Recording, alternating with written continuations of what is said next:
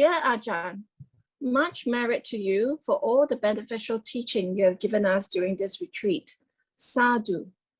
The first question, can one experience in their meditation the body separating from the mind? Can happiness arise at that time? Please help.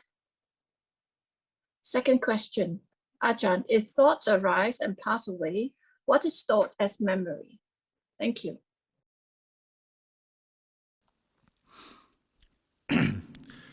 Well, when we practice directing mindfulness to a meditation object, such as the breath, if our mindfulness is continuous, gradually the mind will be focused and aware of the breath more and more, and aware of other things, such as the body and sense objects, less and less, and distracting thoughts will come up less and less.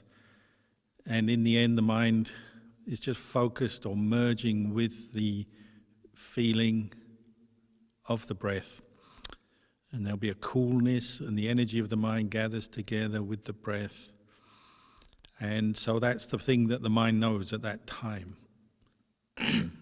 So because it's knowing the breath, then the sensations and experience of the body becomes less and less, to the point where sometimes it seems to disappear altogether.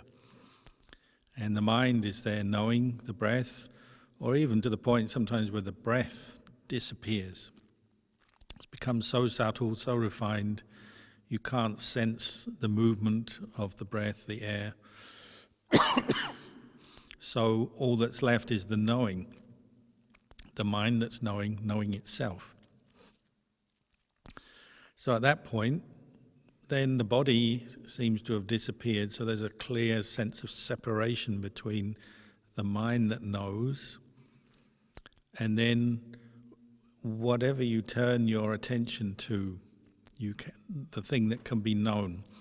So if it's in a complete state of stillness, well, you just know the mind itself at that time. But if you withdraw from that stillness, then you can know, say, a thought arising or a feeling arising into your experience, pleasure or pain based on the body.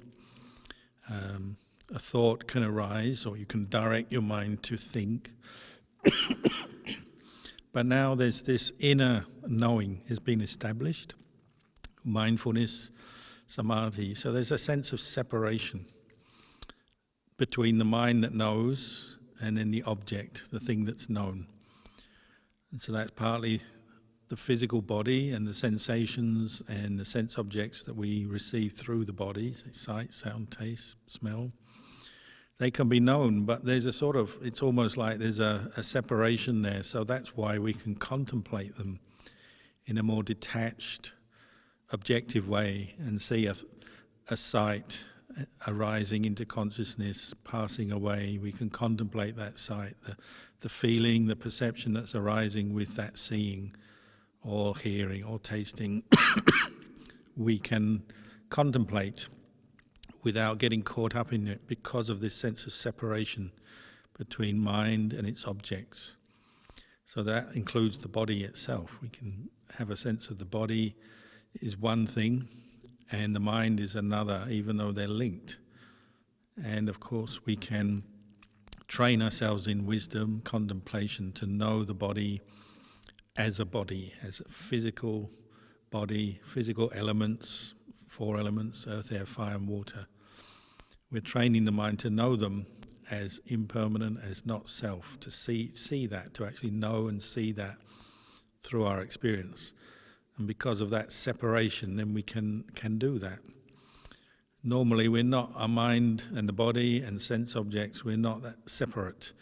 So as soon as you see, then the sense of I'm seeing, and the way we perceive that object that we see comes up, and we get pleasure and pain, we're interested, or we react to it and we start thinking, and there's not much separation or detachment.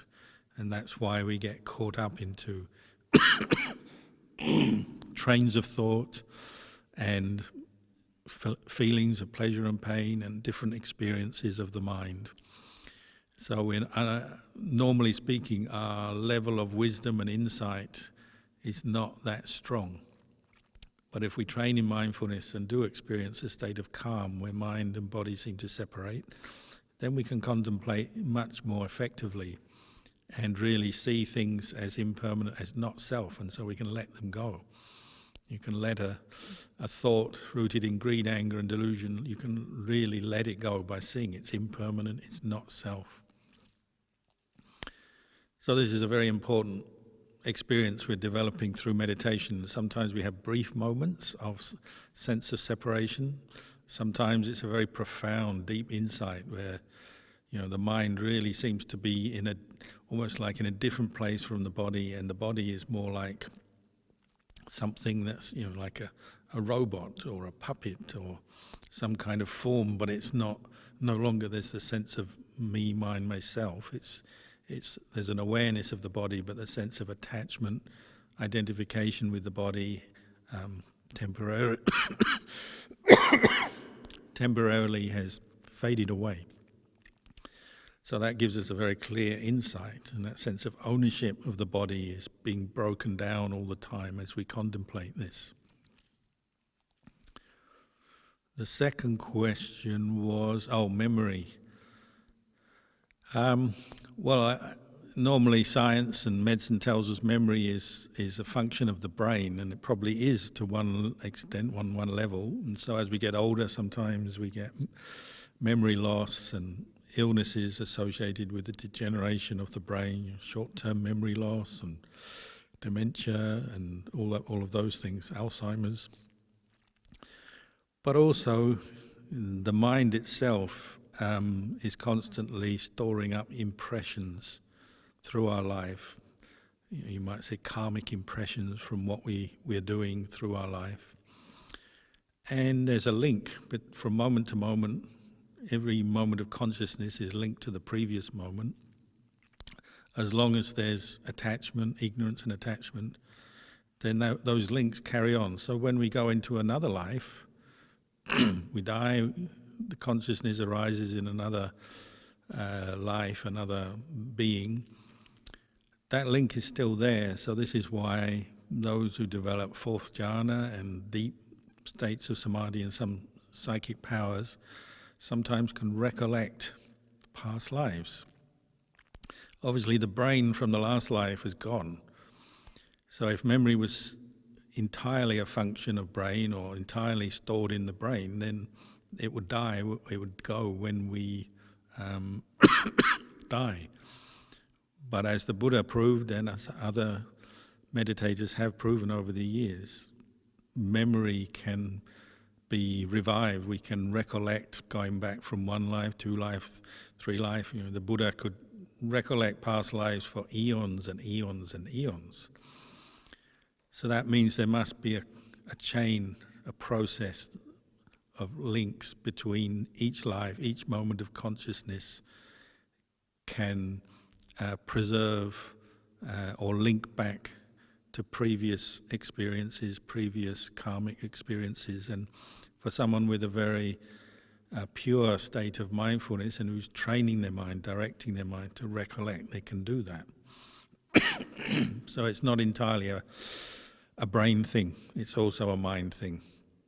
But the brain also serves the mind, and so if the brain degenerates with age or illness, well, that can affect memory, of course, in this life. And one can lose memory, or even just an accident or something, one can lose memory. But at the same time, later on, if one is in good health and one develops strong samadhi, well, one can maybe regain memory. But this is a very refined kind of knowledge, the recollection of past lives. It's not something many people develop or develop much skill with, but it is possible. Sadhu Lumpur. Lumpur, there is a question that's coming up from a group. Just I take this point to perhaps pause a little bit. Lumpur, do you want to take a break and have some water or mint to clear your throat? No, unfortunately, as you're probably aware from other retreats and talks, it's an ongoing thing with me. Ever since I lived in Australia, I have suffered an itchy throat, mainly because I've had flu and heavy colds many times, at least 3 or 4 times a year since living in Melbourne, and it's left, I guess, some damage, very minor damage in my throat. So I have a tickly throat. No medicine or treatment can get rid of it. All I can do is put up with it, and sometimes it does disappear for a while, but then it will return. So I'm used to it. It may sound like I'm ill, but I'm not actually ill, really. It's just a tickly throat. So please just try and ignore it. So, Luang Por, if it brings mudita to your heart right now, if I may at this point inform you that there is though we are here virtually looking at you on the screen, there is actually a small group of people who have gathered in a small Dhamma center in Singapore called the NDR, Nibbana Dhamma Raka. As you know, this has been started by the lineage of Ajahn Chah tradition. And because of safe management measures, they've been able to confine themselves within the mandatory controls and still be able to gather for the last 3 days in this center. So I'd like to bring up the group in the spotlight because the question is coming up from the group, the NDR Singapore. There are about 15 of them who've diligently hunger and thirsty for the Dhamma that you've been teaching, Luang Por. So, you know, with a lot of appreciation and gratitude. You see them on the screen? So the question, I can see someone running away. Maybe they don't want to be in the spotlight. I've been to NDR before. I've given a talk there, so I know Ajahn Kalyano, and I know some of the people there. So hello to you, and I wish you all well with your practice.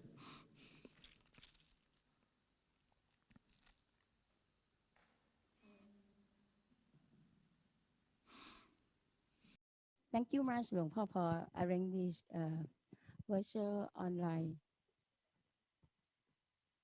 Uncle, can you? can you speak louder? Wen Huan, ask you to speak louder. Luang Por may ask about in meditation, how to develop from anapanasati to vipassana. Well, Thank you much. yeah, the purpose of any meditation technique is to bring up mindfulness, put effort into bringing up mindfulness. So we call it anapanasati. So mindfulness directed to the in-breath and the out-breath. So that's the first goal, is to bring up and maintain mindfulness, to recollect the breath, remember the breath, keep the breath in mind, and thereby we let go of all the other stuff, all the hindrances. So when we're doing that well and we're more experienced and we're able to stay with the breath longer, we'll experience calm, peace in the body and the mind. So the Buddha said when we experience that, when the hindrances are fading out from our experience, the mind is ready for work. I think the word is gamanyo, isn't it? Gamanyo. The mind is soft, pliable, ready for work, ready to contemplate.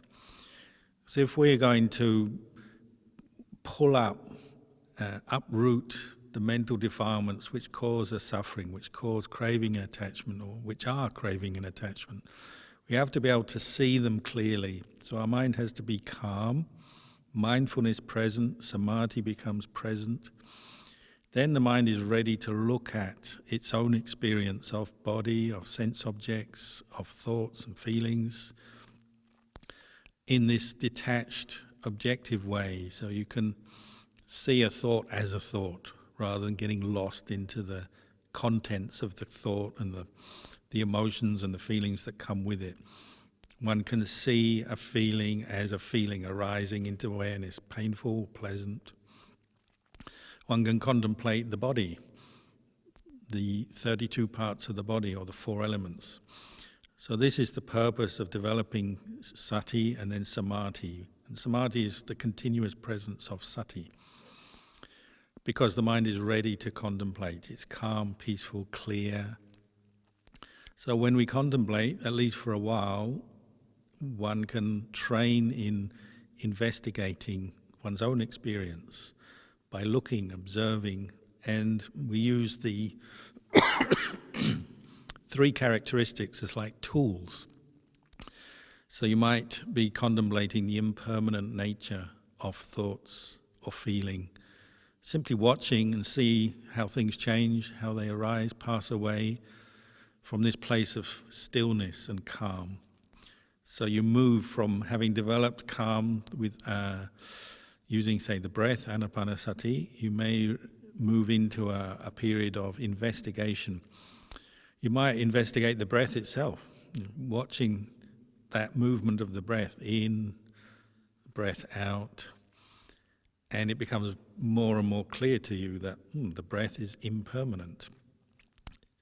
If it was permanent, you breathe in once and that would do for the rest of your life, but it doesn't. You have to breathe in, then you breathe out, and then you breathe in again and you breathe out. And if there's any impediment, problem, well, you're in trouble. If you breathe in, you stop breathing out, then you may die. So that reflection on the impermanence of the breath brings up the second characteristic of dukkha, the unsatisfactory nature of the breath, because you have to keep breathing to stay alive. For it to work properly, your lungs have to keep absorbing oxygen, sending out carbon dioxide. So it's, excuse me, it's an impermanent process and it's an imperfect process. It's unsatisfactory because you have to keep doing it. And if there's any illness, like we know with COVID, around the world people have had to be using oxygen machines more and more because of COVID. It's just highlighting the imperfection, the dukkha of the breath. And the last characteristic, anatta, lack of self or selfless nature. If you're contemplating the breath itself, you're seeing, the breath itself is an element. No one really owns it. The air surrounding us in the world is not owned by anyone. We draw it in through our nose into the lungs. It still doesn't belong to us, or it's not a person or a being. It's an element that sustains this body, but it's not owned by anyone. When the breath is exhausted, we breathe out again. That process is going on all the time, but it's not like there's a person saying, breathe now, stop breathing, as it were. It's just a natural process that life requires. And it's the same for animals, people. We need to breathe to stay alive. So you're contemplating the selfless nature of air, the air element, the body that requires the air element to breathe, to live, and so on. So even something as simple as the breath, you can now turn to contemplate, to see anicca, dukkha, anatta in your breath, having first of all established a strong presence of mindfulness by just concentrating and paying attention to the breath. Now you're developing wisdom. So sometimes people begin their meditation by developing wisdom. Sometimes you might try to do breathing meditation, you find the breath is too subtle to find. For some reason today your mind won't settle down, too many thoughts, too sleepy, can't stay with the breath. So sometimes people actually begin their meditation by developing wisdom, investigating, or what we call vipassana, observing sensations in the body, feelings, thoughts arising, passing away. And having done that for a while, then they are settled enough that they can turn to a more subtle object like the breath. And that's okay, sometimes we do that. The more traditional way is to focus on the breath first, to develop the calm, let go of the hindrances, and then to contemplate. But you can see this pattern where we are developing samadhi through developing mindfulness, and then using samadhi to support our contemplation and investigation. And you could do the same with, say, recollection of the Buddha. So many meditators use the meditation word Buddho, They recollect the Buddha, reciting Buddho, Buddho, Buddho until the mind becomes very calm. The hindrances subside. Then they can turn to contemplate anicca, dukkha, anatta. So exactly how much effort we put into what you might call samatha, developing mindfulness on the breath, and how much we put into vipassana, the contemplation, seeing the three characteristics in our experience, may vary from time to time, day to day. Different periods our mindfulness is stronger, so we can contemplate more. Or as someone was saying yesterday, they've contemplated and they find all the mindfulness drains away. So they have to go back to their main meditation object and just re-establish mindfulness and a state of calm. So you have this sort of back and forth, especially when we're not skilled yet in meditation. We have to accept mindfulness is not easy to sustain. Once we lose our mindfulness, then contemplation is not that effective. Tends to turn into a lot of thinking, emotions come up, we get distracted, we get sleepy, and so on. So one has to be very patient, keep building up the strength of sati, and from that samadhi, and then training in wisdom, contemplation, and accept there's a bit of back and forth here. And that doesn't really change until maybe one has gone a long way in the practice right towards the state of enlightenment. There will be times when the practitioner is just reviving and refreshing their mind through the development of samatha, and then other times when they're contemplating. And it's just pointing to the two aspects of the mind. We need to develop sati and then calm, and then we also need to develop wisdom.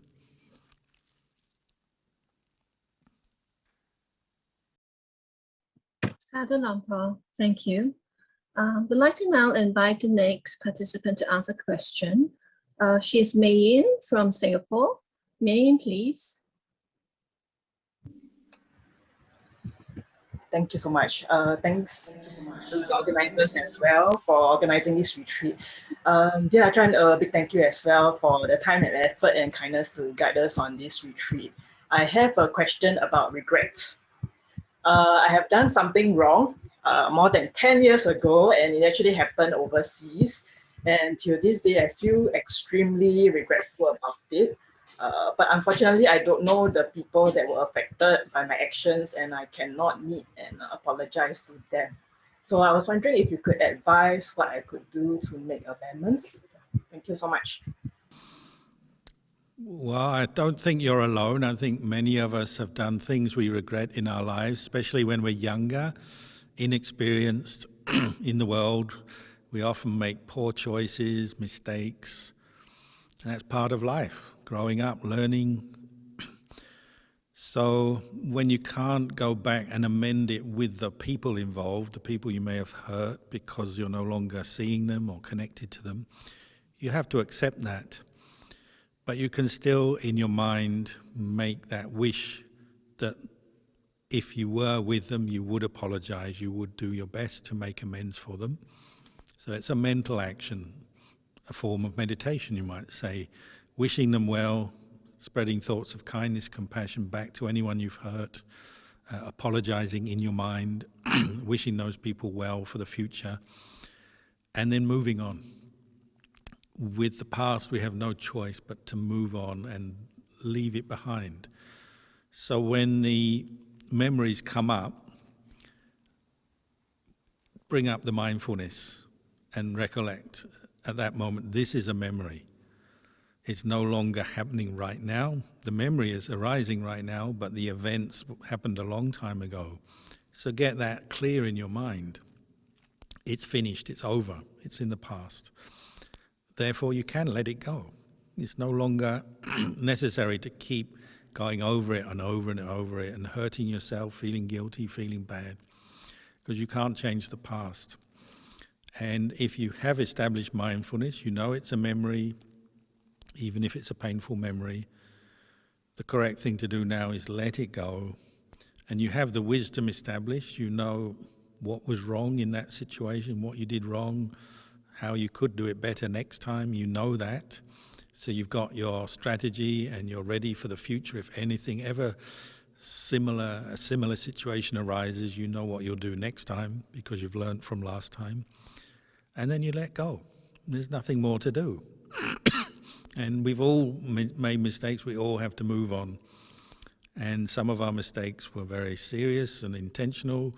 Sometimes they're almost unintentional, but they still have their karmic result, and we just have to accept that and move on and try to maintain as much mindfulness in the present moment and make wise decisions, reflect on what we're doing every day, try to do that which is skillful, wholesome, good for, beneficial for us, beneficial for others every day. And little by little, you'll come to realize what happened in the past, it no longer has a lot of meaning for you. It's something to be let go of. So the Buddha encouraged us not to dwell in the past, good and bad. You know, sometimes it's the good that we're holding on to. I wish things were like they were before. I wish I could go back. But it's impossible, so why make your mind unhappy in the present by dwelling on the past? So let it go. Learn a lesson and then move on. Let it go. And you can do that, and it's not wrong. You're not being cold or cruel or uncaring. It's simply acknowledging you can't go back in time.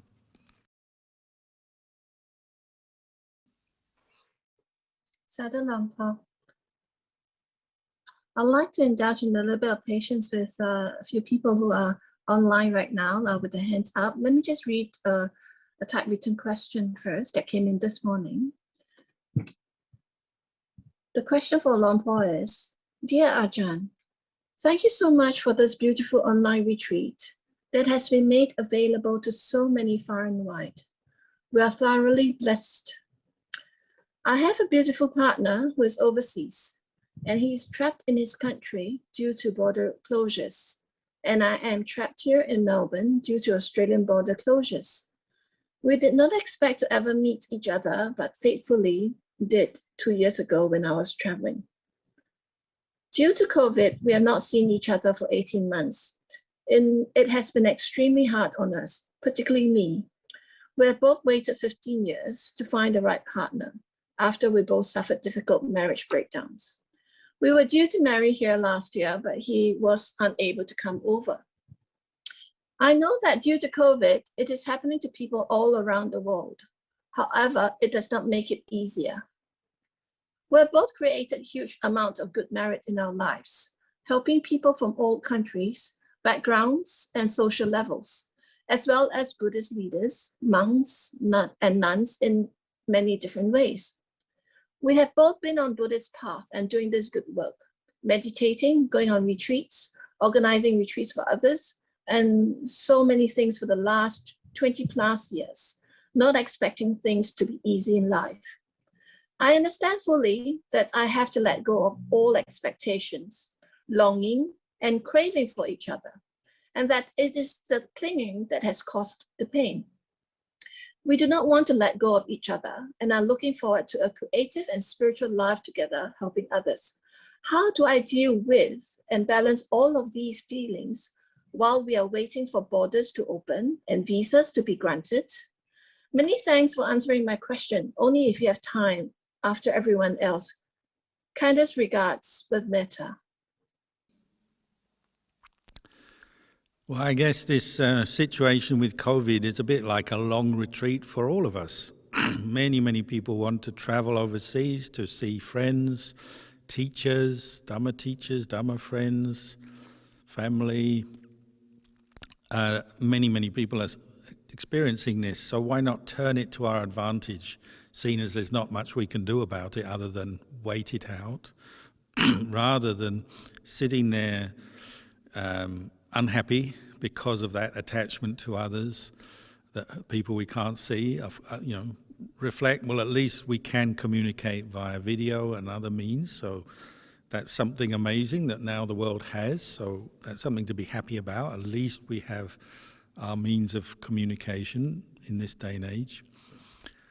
And then reflect on, the suffering of attachment when separation happens.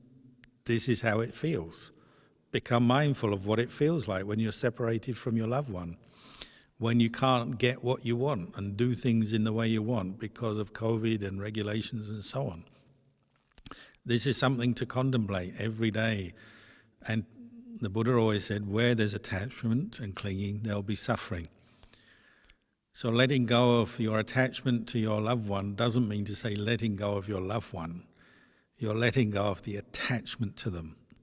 You're letting go of the unmindful, deluded thoughts and responses to your loved one. But you're not letting go of your loved one. And you have to start seeing the difference here. You still love them. You still wish them well. You can still luckily communicate with them on different levels. You can still send them a gift via courier or mail or whatever. You do what you can do, but then that longing to actually physically be with someone, investigate it. How permanent is that feeling? How important is that feeling? It's still something that arises and passes away. Like you notice there'll be some days when you really miss your loved one, and then other days when you forget about them maybe. And you have to be honest here and say, these feelings are impermanent. My thoughts are changing, they're impermanent. And that's the nature of this world. It's an imperfect world, and one of the imperfections of the world is you can't always be together with the people you love all the time. It's impossible. As someone else was saying, when you are together, you're in the same household, there's no COVID, no restrictions, how often we ignore each other. Living together, you say 3 words and then off you go. Someone was saying the joke about they got a dog and they got a wife, and they spend longer saying goodbye to the dog before they go to work than they do saying goodbye to their wife. That's the truth, isn't it? That's the reality. When we're together, we take it for granted, we're complacent. When we're apart, then we feel the longing, the pain of separation. This is all to be investigated. This is why we chant every day. Every day we chant, I'm subject to aging, sickness and death. I can't escape from any of these. Separation from all I love and like is assured. It's inevitable. When we die, we separate. So it's definitely coming. So when you do have time with them, even if it's only online, video calls and whatever, appreciate that valuable time with them. Think skillfully about the partner that is living overseas. Remember their good qualities, what makes you happy to know them and all the good times you've had. Think about that as a way to bring up happiness, We don't know what the rest of our life will bring us. What the future will bring us, we don't know. But we can at least appreciate the good times, the good things that have happened so far, the good things in that person. One day, one of you will die first, probably. So one of you will separate through death and the other will be left. Again, that's something to contemplate. When my partner dies, how will I deal with that? And death changes some things, doesn't it? You stop wasting a lot of time with very trivial stuff, trivial arguments and disagreements.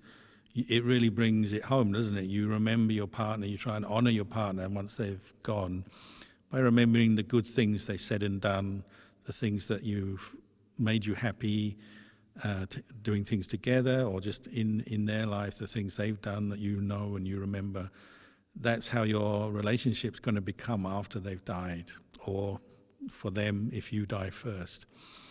So take this as a practice run. COVID is like a practice run for death, but not in a bad way. It's actually giving us wisdom and understanding how to deal with the most difficult truths of life, is that we will not be together forever. We will have to separate. Hopefully, if you're reflecting on this, it will make your relationship stronger because you're remembering the good, the reasons why you love that person, you're remembering their good qualities, and you're valuing the good in that relation all the more because of separation. But it's inevitable we'll have to separate at the end of our lives, so we have to accept that. So appreciate them while you've got them. Even, a video call is better than nothing. And just think of it in a positive way. Once COVID's over, well, you'll be able to get back together again. And then if you're ever having an argument in a few years' time, post-COVID, think back to this time, when you're separate and you're missing them, you want to be together, and then you are together for a few months, and then you're arguing. It's like, oh. Very quickly we can take each other for granted, can't we? So try not to fall into old habits. When you do get back together after COVID, use it as a time to press the reset button. Reset your relationship. Try and shed a few bad habits. Try and understand your partner better. Appreciate them more. Hopefully they'll do that the same to you. So maybe after COVID, your relationship can be stronger and better than before. Sadhu Lampa. Thank you for the patience, Malika. We'd like to invite you next to ask a question. Malika from Brisbane, please.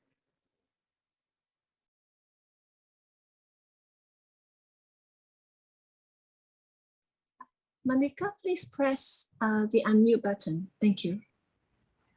Thank you, Ajahn. Malika from Dhammagiri. Bhante, I asked the 2 questions about the body and mind.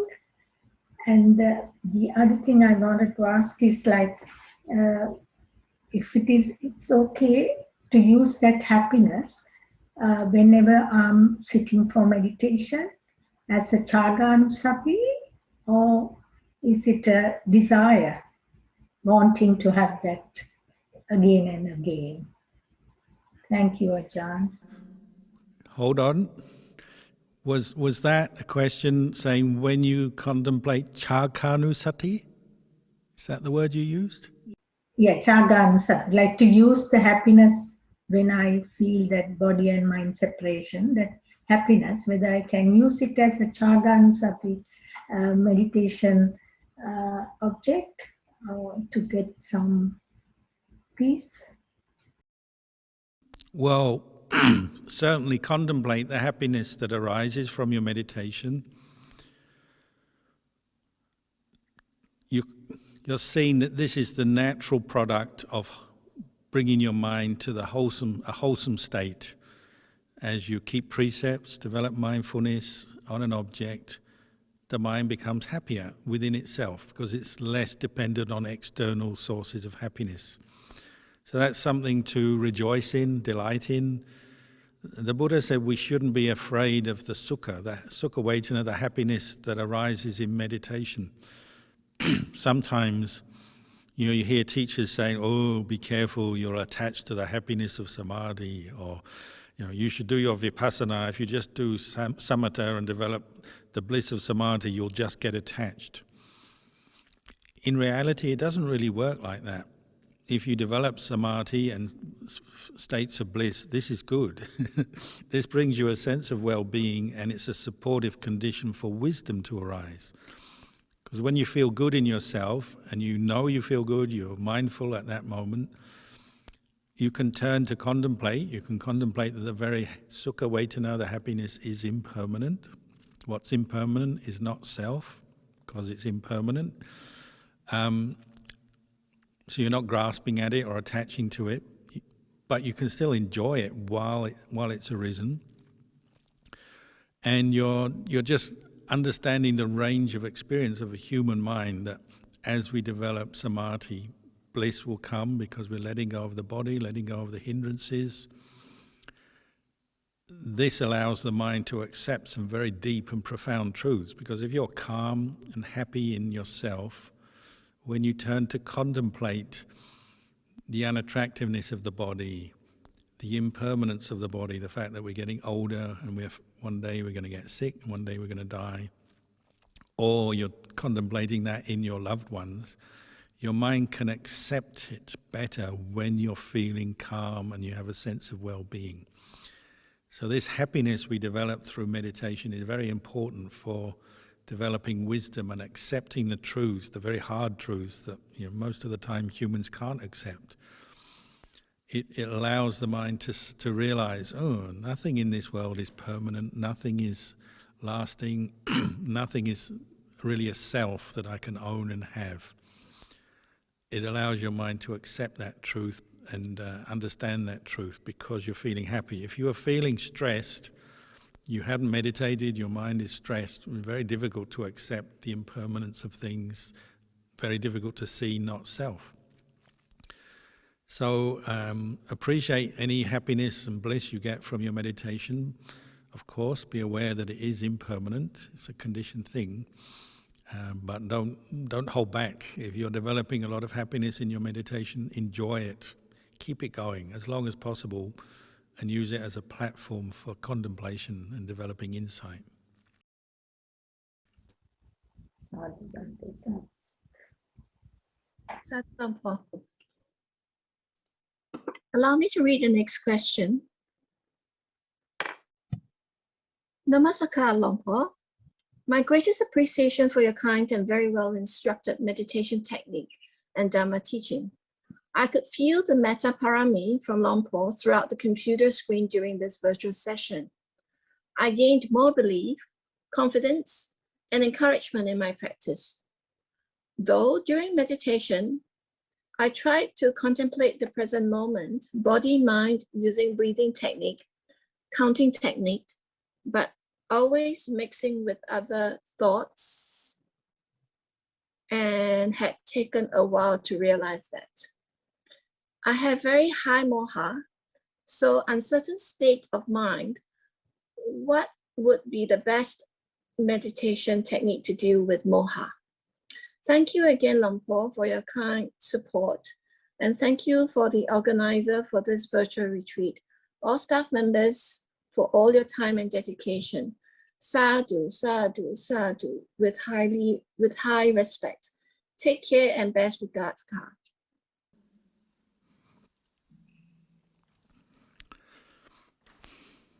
Well, you're waking up to the truth. We're all bound up with moha, delusion, ignorance. They say in the beginning, probably the best antidote to delusion is listen to the Dhamma regularly. Listen to the Dhamma regularly, good Dhamma, or read the Dhamma as well, but listen to it regularly, and then reflect on that Dhamma that you've heard, internalize it, draw it in, and try to compare your experience with what you've heard, try and see some of the principles and the ideas that you've heard about from the talks at work in your own experience. Draw it in. And the more you listen to the Dhamma and contemplate the Dhamma, at least moha is still there, delusion is still there, but at least it's starting to give you a framework to reflect on your experience. And then the next most important thing is to practice a lot and practice mindfulness. Bring up mindfulness. So practice meditation, sitting, walking meditation regularly, whether you're practicing anapanasati or buddhanusati, doesn't matter. Whichever meditation technique you find works for you, do it a lot, because the presence of sati and clear comprehension is what drives out moha or delusion from the mind. And we just have to do it a lot. Like you say, we're practicing anapanasati for a few moments. We are with the breath, and then we'll have a few thoughts come into our mind, and then we come back to the breath, and then some more thoughts come up. And in the beginning, we're only partially mindful of the breath, only occasionally fully mindful of the breath. A lot of the time, thoughts and memories are coming in, disturbing us, and we're getting caught up in them, and then we come back to the breath again. So through that period, we have to develop a lot of patience and a lot of willingness to just keep putting forth effort to bring the mind back to the breath. And we also have to be honest, because I notice with many meditators, they can sit still for a long time, close their eyes, and you ask them, what are you doing? They say, I'm practicing anapanasati. But they're not fully aware of the breath. A lot of the time the mind is drifting, either into drowsiness or daydreaming, but they don't seem to recognize that yet. So they say, well, I'm doing my breath meditation, when actually the quality of mindfulness, the quality of samadhi, the quality of awareness is still lacking. So here we're on a quality improvement drive. Just as any factory or service provider in Singapore will always be trying to improve the quality of their products so that they can sell more and do better. We're the same with our meditation. We're always interested to improve the quality of our meditation, the quality of our mindfulness, the quality of our effort, the quality of the various wholesome dhammas we're cultivating. Always in trying to improve the quality, because that will get more results from that. The more continuous the mindfulness is, the less the hindrances bother us. The more we're able to reflect wisely on hindrances that arise and find a way to resolve them and let them go, the better our practice will go. The more patient we are with our distracted mind, the better things will go. So trying to improve the quality all the time is the way to go, and just a lot of patient effort. Sadhu Lumpur. We have one more question from a participant at NDR. NDR, please. Good morning. Hello, testing. Thanks. Yes, we can hear you. Speak louder. Good afternoon, Ajahn and everybody. I'm very new to meditation, and I experienced a very strong, intense heat radiating from the chest area.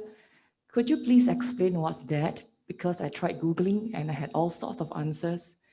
But one thing for sure, it's not menopausal hot flush. Is this intense feeling, is it pleasant or unpleasant?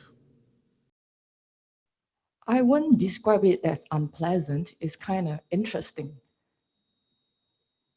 Actually, what happened was you were saying, try to let go. Feel, let go of the pain in your leg. I did that. I let go of the sounds I hear. And I even tried to let go of my breath, because that's impermanent. But I couldn't do that, right? And I was at this moment when I kind of could feel or see that the body is kind of separate from the mind. And then that heat came up.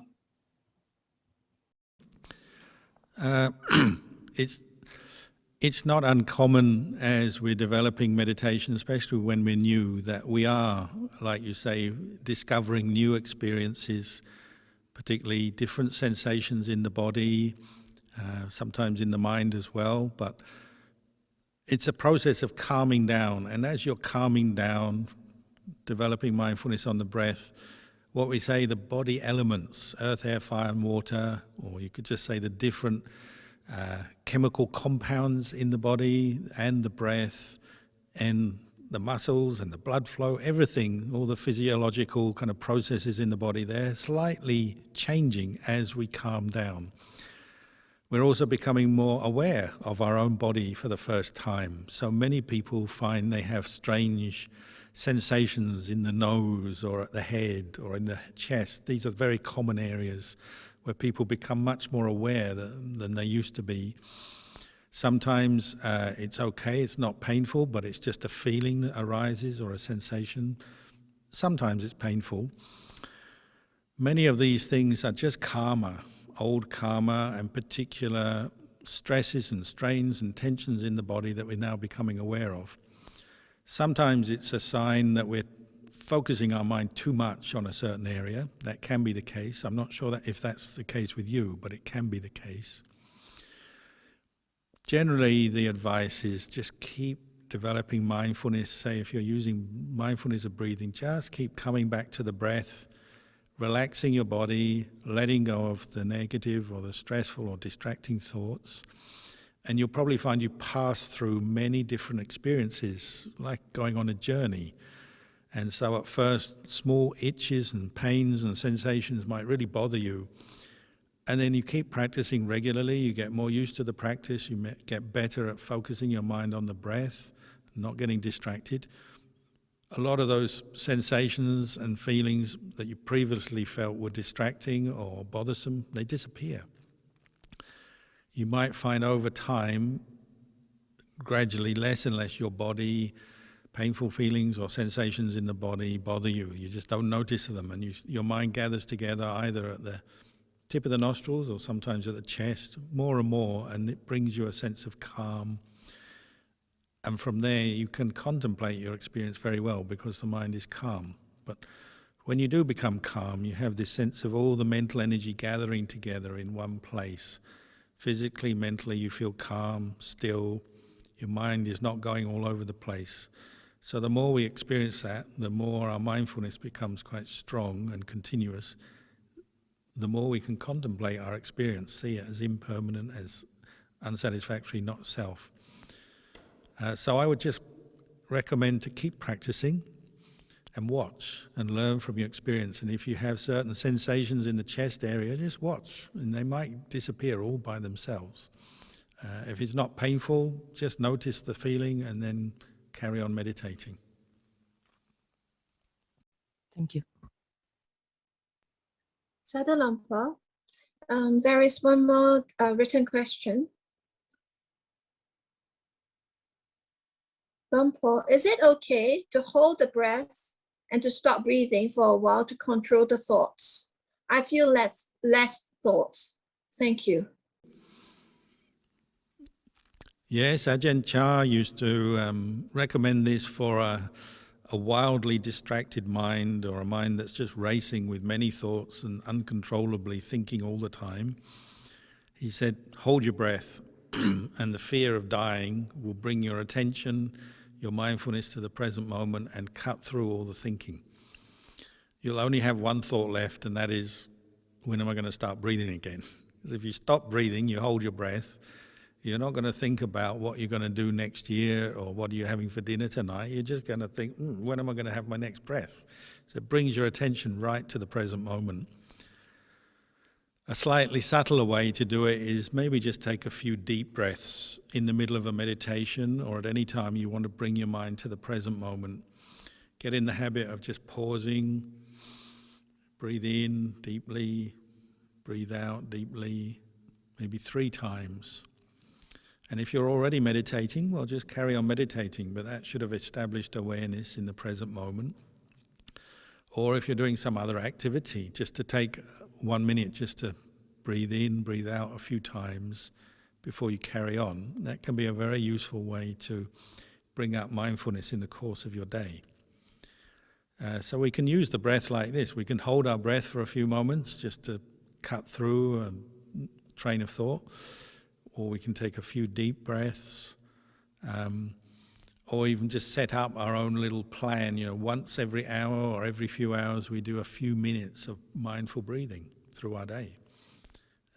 That's a way you can introduce more mindful breathing, even into a workplace or when you're traveling or doing other activities, where you just pause and do a few moments of mindfulness of breathing before you carry on. It's a very skillful way just to keep improving your level of mindfulness through your day. Sadhu Lampa, I think that's about time that we have for the live Q&A. It's 16 minutes, it's up. Plus there are no more questions. We've gone through all the typewritten questions, and there are no more questions from the floor.